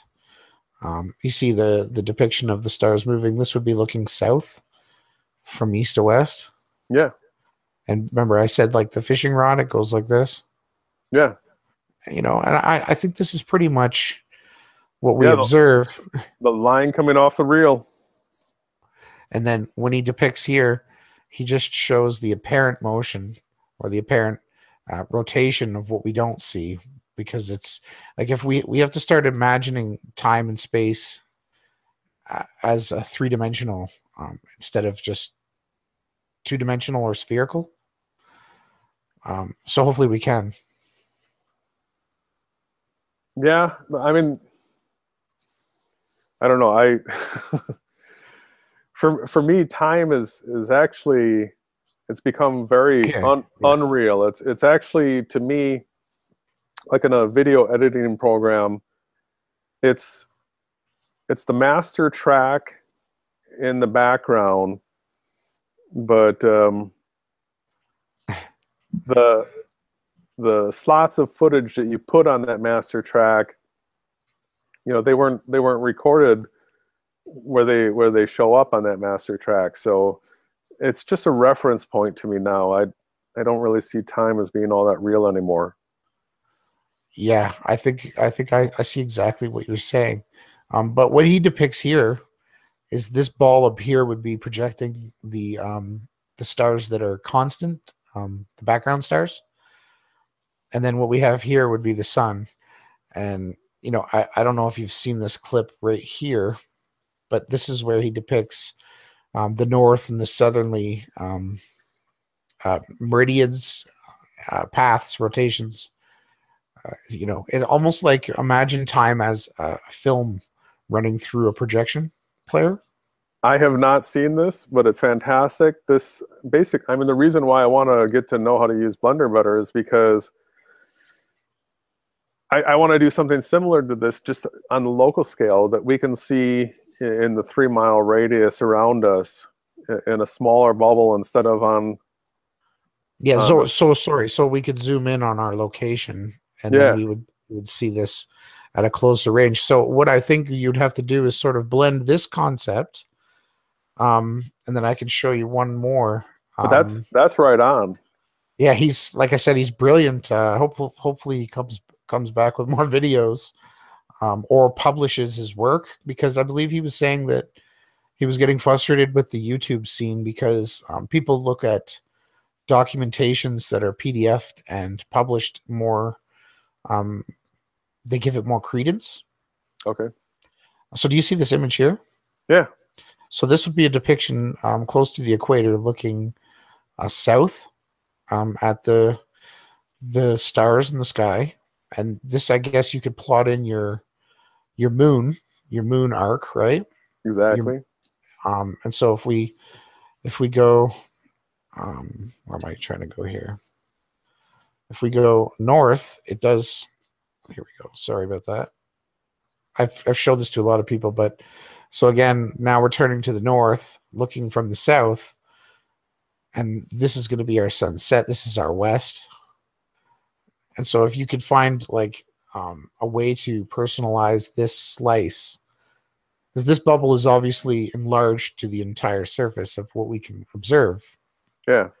It's Well, I know how I want to show it. I just got to figure out how to show it. it's really, really, and that's why I give you credit, because I haven't had the patience or the time to do any of that, right? So I commend you for your patience. If you could just, maybe before we wrap it up, maybe just go and show a little bit more of your SketchUp work. Okay. Um, maybe one of the, what video was it that I believe it was an Equinox video that you had done. Well, how about this? This is really simple, and this has to do with sort of what we're talking about here. Um,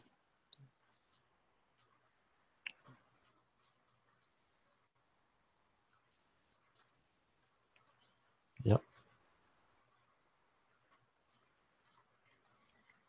well, this is simple stuff here. Can you see this? Yep. I'm going to make sure you're presenting. Yep. Yeah, you're good. All right, so I just put this video out to how to make a working model of the moon, and I'm doing this in SketchUp. And it's a free program. You can download it. You can do this yourself. Just, I really do walk you through step by step on how to do this. The first thing you do is just take a image of the moon, and I recommended a PNG image so that you won't have the corners show up like you would with a JPEG and then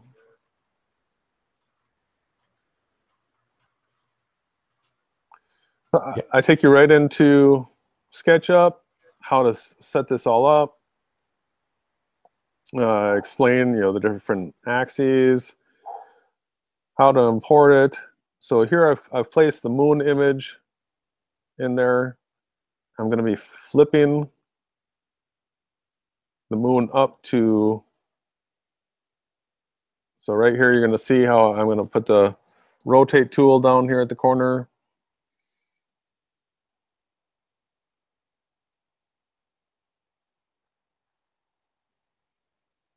I think my jumping around sort of slowed up the video playback. Are you seeing it? You're coming in good, loud and clear. Okay. It seems to be stuttering here a little. You can stop the share and then reshare. Sometimes that works. Well, basically, I used that rotate tool. I stood up the moon, and now here when you look at it, so this green line right here is represents the north, the red line the east, the dotted red west, dotted green south. So when we're viewing that from the north, we want to get that crater down to the bottom, but this is correct for the south right here. And so what I'm going to do is I'm going to make a copy of it. I'm going to slide the copy over just a little bit. And then, so there, I've made the copy, I've slid it over a little bit. And then I'm going to flip it over. So I think this is right about where I do the flipping.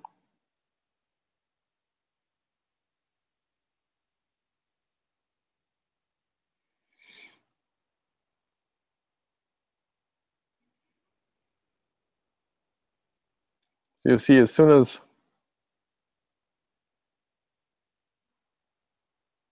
I think the video is sort of going a little slow. You see there it's beginning to tip over right there. What you end up with is that crater down here at the bottom for the people in the northern hemisphere. And then when we rotate around to the other side,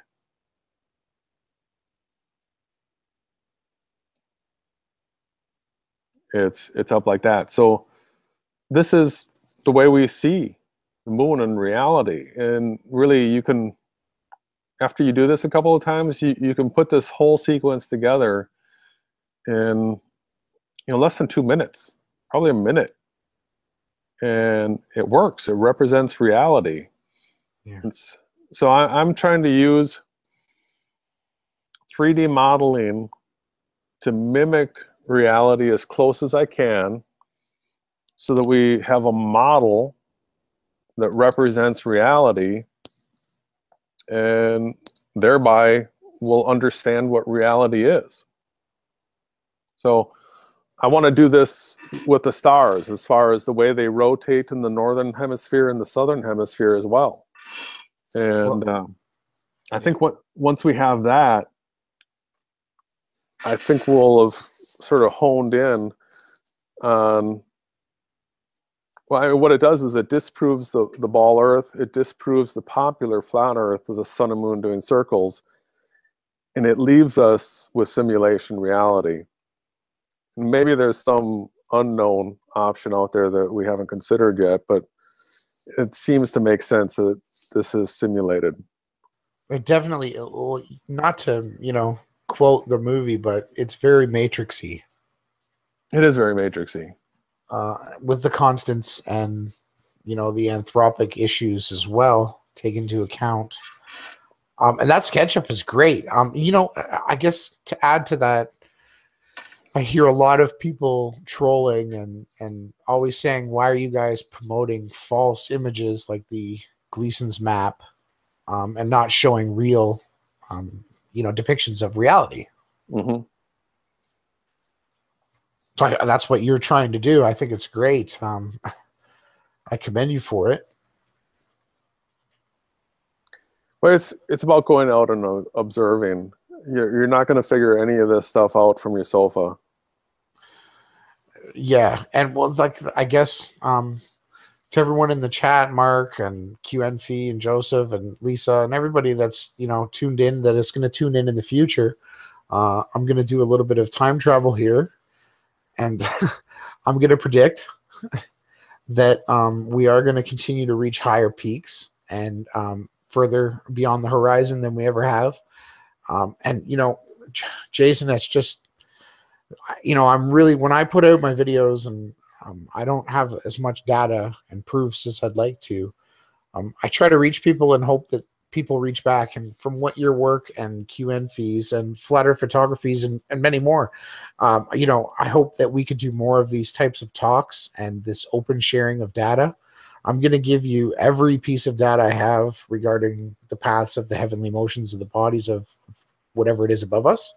And I guess, where would you like people to contact you and share data with?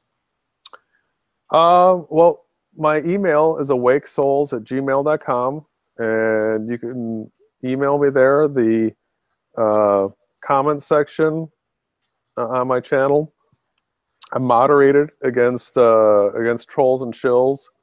Ad hominem attack words are blacklisted, but anybody that wants to have a reasonable discussion, even if you totally disagree with me, I really, if you have a way of disproving something that I'm promoting, I want to hear it, because all it's going to do is hone me in on the truth even closer. So, I think we all need to humble ourselves and not be worried about putting ourselves out there and making a mistake.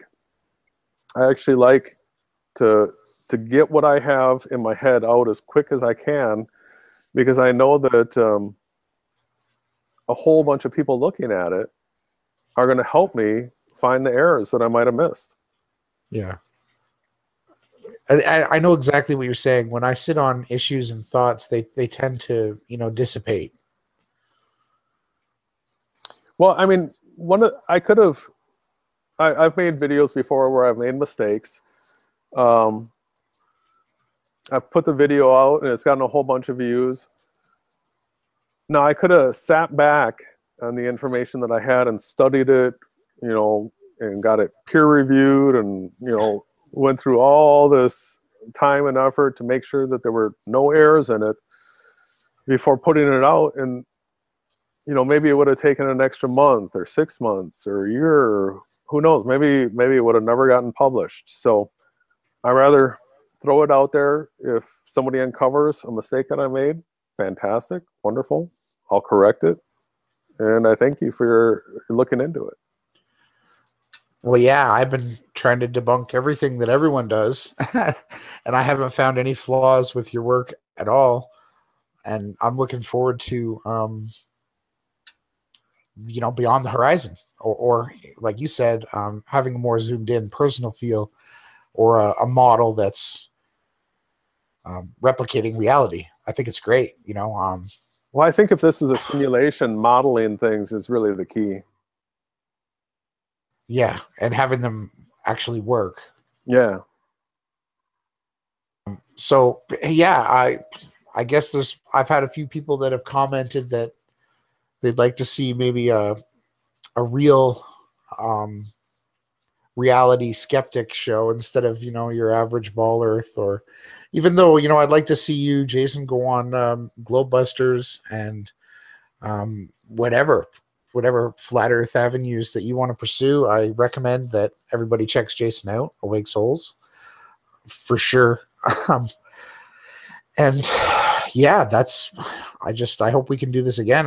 Hopefully you'd be willing, and maybe we could get QN Fee and flat earth photography on. We could have a great discussion about all of this. What do you say? Well, I'm all for it. I really want to build a big swell right now. I want not just that group. I want people that are out there listening to this that feel that they have something to contribute to reach out and become a part of this and really help grow this big and fast. Yeah, I'm with you there. 100%, brother. And yeah, I guess thanks a lot, man. I really appreciate you spending the time with me and with the camera. All right. Well, thank you. And thanks everyone for listening. Yep. God bless. Till next time. Ciao.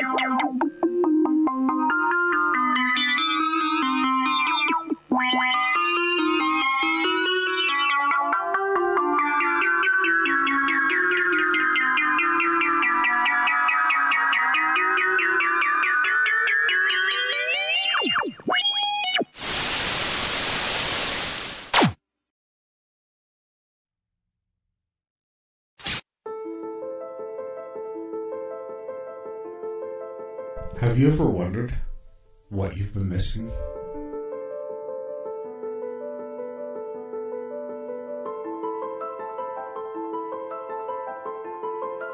Have all the questions been truly answered? Where do you draw the line? Where do you stand?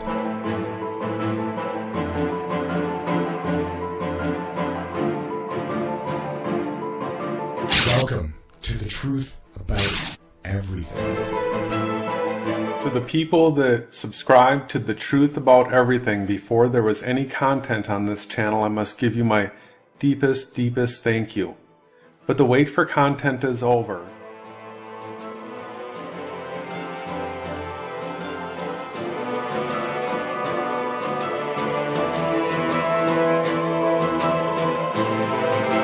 For those of you that just stumbled upon this channel and don't know its history, I put out a video, Operation Satanic Shield 17 Exposed, plus channel updates to awake souls.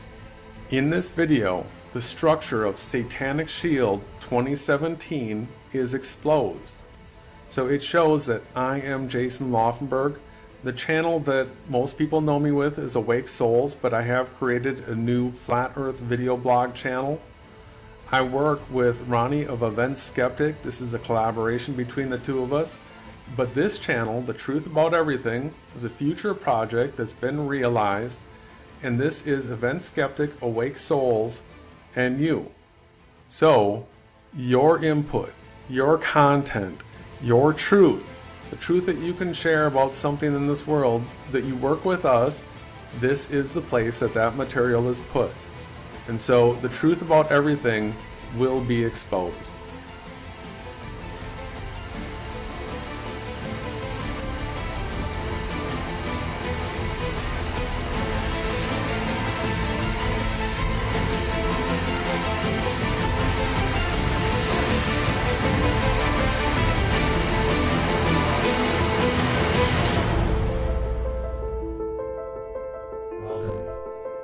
You've reached the truth about everything. Message received.